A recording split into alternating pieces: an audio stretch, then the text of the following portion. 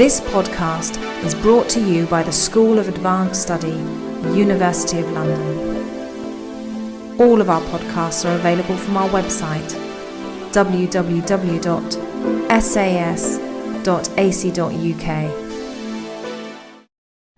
Well, I thought that was a really helpful introduction to the day, and it really does set up an interdisciplinary discussion, because we're going to move now to talk about psychoanalysis and feminism, which I guess has a huge place in what you've said, and also is in some ways entirely different and maintains its very Eurocentric focus, which is highly problematic in discipline. But I'm not going to say anything else more about Europe. I think we've been asked to make some statements based on our disciplinary perspectives, and that always makes me very anxious. I don't know where my disciplinary perspective really lies. My background is in clinical psychotherapy, and I worked for a long time in a psychology department that doesn't recognise psychoanalysis as a viable way of thinking about psychology. And I now work in something called Psychosocial studies, which is an interdisciplinary domain that crisscrosses psychological and social concerns and accounts of human subjects. So in some ways, motherhood and the maternal is very fertile ground for that kind of interdisciplinary domain, if we understand the maternal as a kind of dense layering of lived experience, of social location, of scientific practice, of economic and ethical challenge, if we understand the maternal as a theoretical question, and a structural dimension in human politics and ethics and human relations more generally. So if we're really coming at mothering or the maternal in that kind of way, then I guess we'd need to say that the maternal is almost paradigmatic for a domain that we name as the psychosocial, in that I guess those meta-theoretical issues that psychosocial studies are trying to deal with, which is something about how to articulate the relationship between social and psychic domains, needs at some level this figure of the mother to maintain an initial separation, if you like, between internal and external worlds. So the maternal is right in there as a sort of structuring principle within the discipline itself, if this discipline can be described as a discipline at all, rather than a heterogeneous set of competing discourses and debates, which I think is probably closer to what it is.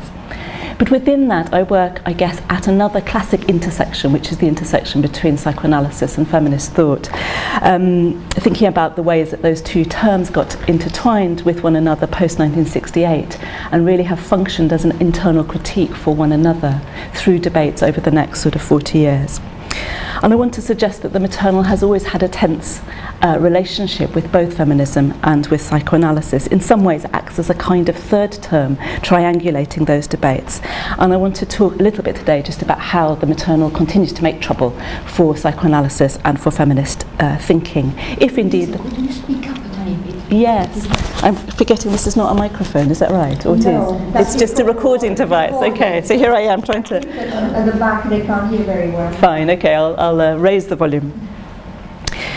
Yes, so I'm just questioning really whether even now we can talk about psychoanalysis and feminism being in a continual debate or not. So I'm setting up a question about whether there is a continual relationship between those two terms, and what is the place of the maternal in that relationship, and how does it operate? I guess for feminism, the maternal has always put into question very hard-won notions of autonomy, while at the same time serving as a kind of nodal point through which central concepts of feminist theory have been worked and elaborated. And for psychoanalysis, the maternal is the name for a kind of impossible place. If you like, it's akin to that navel of the dream that Freud talks about, that vanishing point of thought, and functions as a blind spot really in Western culture and for psychoanalysis itself.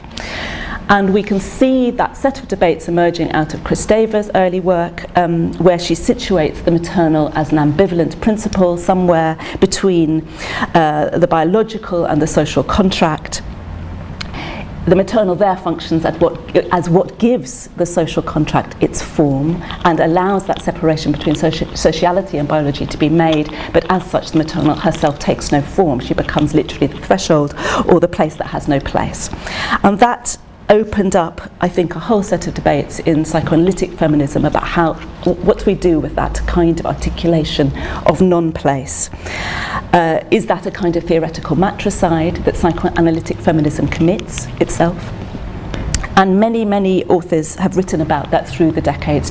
Just to cite them, Juliet Mitchell, Spragnetha, Irigere, Sixu, Anne Snito in terms of the American sort of tradition, Jane Flax, many artists like Mary Kelly working at that intersection between psychoanalytic and feminist thought, trying to work out how to solve some of those issues about the maternal ending up being a kind of disappearing subject position when articulated as that particular kind of threshold. And whether that repeats also a long European philosophical tradition where it's impossible really to maintain a subject position as a maternal subject, because she's really there to be left ultimately by her children. She's there to provide the border between the private and the public. She's there to maintain all sorts of thresholds that allow the male auto-affective subject to emerge, but as herself needs to somehow fade away in Winnicott's terms. And we get lots of figurations of the maternal as you know, a container, as a body with bits attached, as a kind of fading principle. She who must ultimately step aside for the sake of the developing child. And Chris Davis' recent work has talked even more, I think, about that in terms of the need for the sublimation of maternal passion. So there she acknowledges that mothers have this passionate attachment to their children, but ultimately must be sublimated and channeled elsewhere for the sake of the child to emerge out of this relationship with this caring and clinging mother, who otherwise is going to basically do this child some form of damage. So I think we're working in a domain that has really struggled to accord the mother a subject position in an adequate sense, in a way that doesn't just lead to the continuation of that kind of disappearance. So what's to be done? I just want to outline three theorists who I'm sure you're familiar with, but given that this is a kind of position statement, let's go through this work so that we have some going towards adequate accounts of maternal subjectivity that do in fact emerge out of psychoanalytic theorizing, rather than borrow philosophical accounts. So I'm looking for ways within psychoanalytic theory that we might be able to articulate the maternal in a more adequate way. And my theorists are Jessica Benjamin, so the intersubjective work that comes from the States, Rosika Parker, who recently died and whose work on maternal ambivalence I think is important, and the Israeli painter and psychoanalyst Bracha Ettinger. So if you're very familiar with this work, forgive me. If you're not, I'll try to go through it in a relatively systematic way. So intersubjectivity, I'll start with Jessica Benjamin, became a major contribution to psychoanalytic theorizing in the last 20 years. And Benjamin arrives at her account of reciprocity and recognition and the intersubjective when she thinks about how we come to experience ourselves and others as both separate and real. So she's trying to deal with how do infants emerge as separate and real subjects without having to repudiate the maternal, without having to object the maternal body. If we don't want to go down that way, how else can we think about how we become separate and subjects able to experience the world out there as in some way real, so not in a kind of merged state. And she articulates the difference between two kinds of psychic positions. One that is governed by splitting and the need to omnipotently control the other. We all get into states of omnipotence in which we cannot experience the other as other, but it must be controlled in our own mental life as part of our own psychic structure.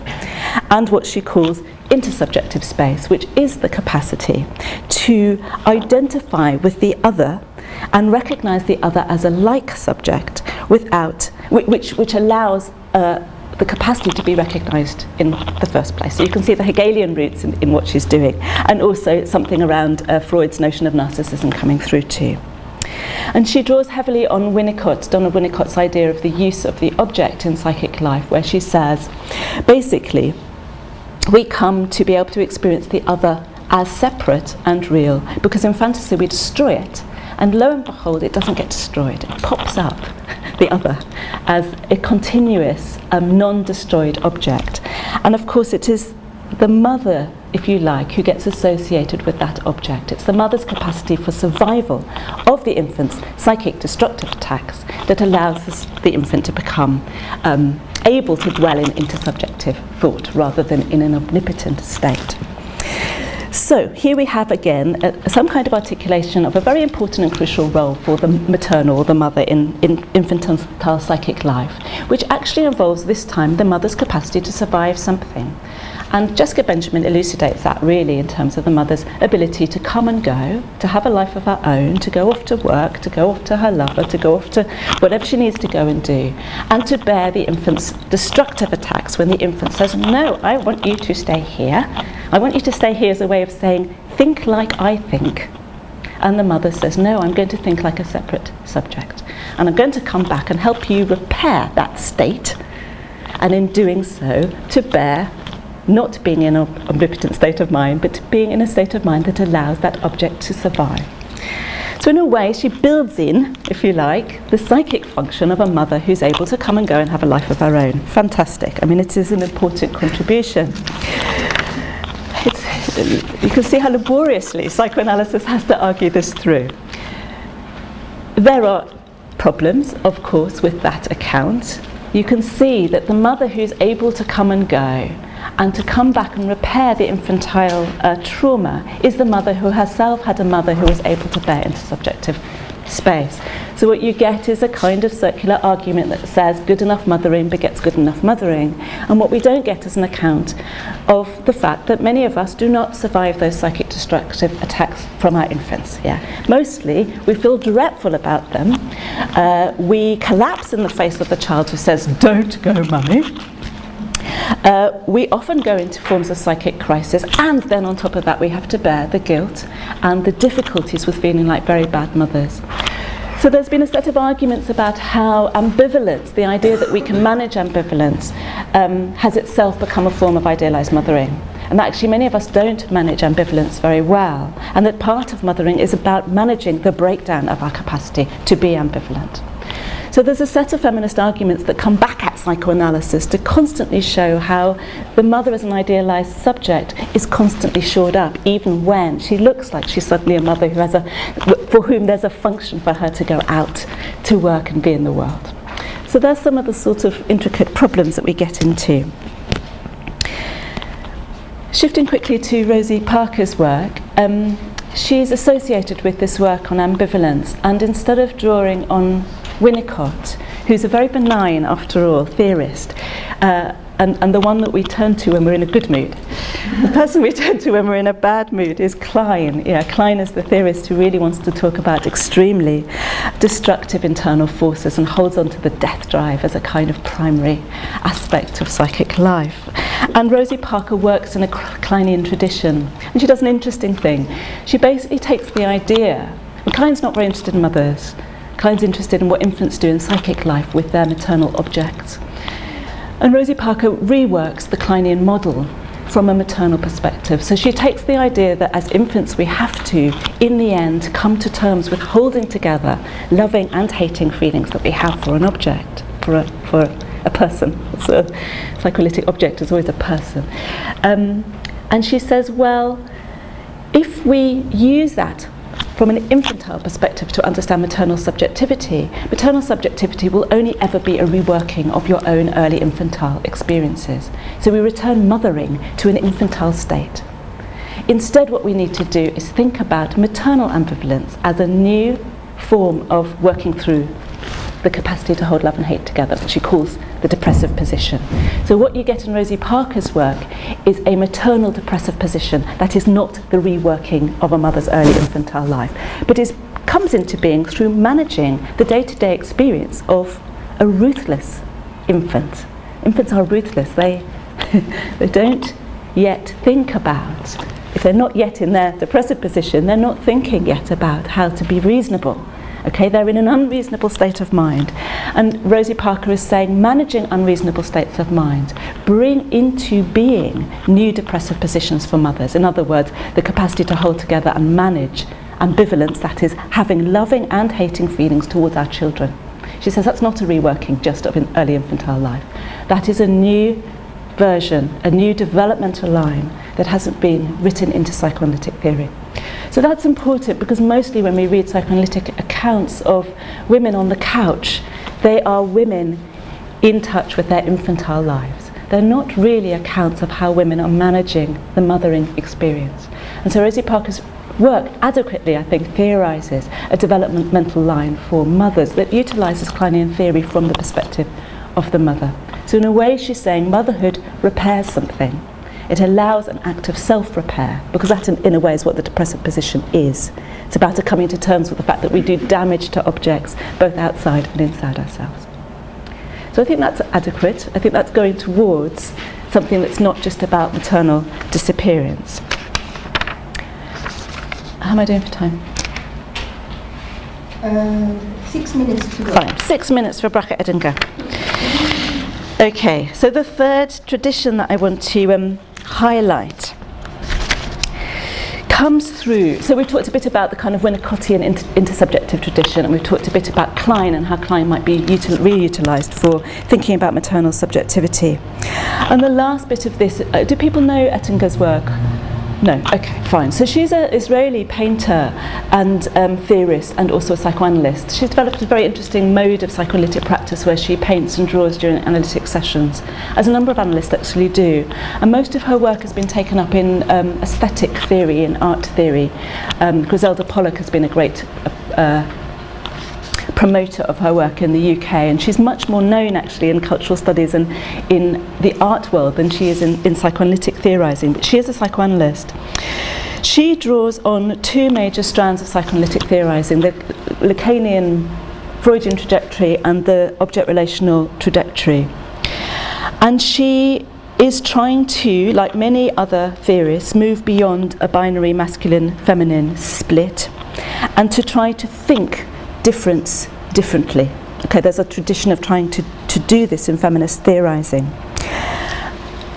I'm not going to read, actually, I'll just try to briefly summarise. She draws on the model of pregnant subjectivity, of the late stage of intrauterine life, as a model for a different account of the emergence of subjectivity that's not based on separation, castration, the law of the father, the entry into the symbolic through those castrating processes. She says, of course, those happen and are important, otherwise we cannot enter into the symbolic as speaking subjects. We know our Lacanian history. But she says there is an alternative substrata of psychic life that is maintained from the model, if you like, of the late uterine period, in which the not yet I of the infant and the not yet I of the mother, these two emerging co-subjectivities, are in an exchange in which they are not merged, but they're not one, in other words, they're not merged, they are several. Okay. And she's talking about a kind of version, she's not really talking about multiplicity, she's talking about severality. She wants to think about the basics for ethical encounter, which is the capacity to understand that we are always already several, as the basis for a substrata of psychic life. And she calls that the matrixial. And it's the matrixial because it is deeply embedded in a kind of model or a formation that is to do with the generosity of the maternal body. She tries to unhook it from an essentialist position. I don't think she is an essentialist, although it's kind of close to an essentialist position. But she's really saying that is what feminine difference is. It's the capacity to think about another kind of difference that's not just about separation, i.e. self and other, but is about difference with others. Okay, we come to understand our difference through a difference with others, and that withness is posited through that late interuterine period. Okay, that's a model for a certain kind of withness in which severality can be a model for subjectivity. And she maintains really that we maintain that capacity all the way through our lives. So alongside separation is a kind of version of withness that is formed through this idea of the matrixial. So there is an emergence of a maternal subjectivity that is not the giving up of oneself for the other, for the sake of the other, and it's not about accepting abjection, and it's not a matricidal project. It's a project, and it's also not a kind of, I don't think it's a pronatalist, maternalist position either. And I think Griselda Pollock in her critical work on Bracha Ettinger's work has worked very hard to show that it's not that either.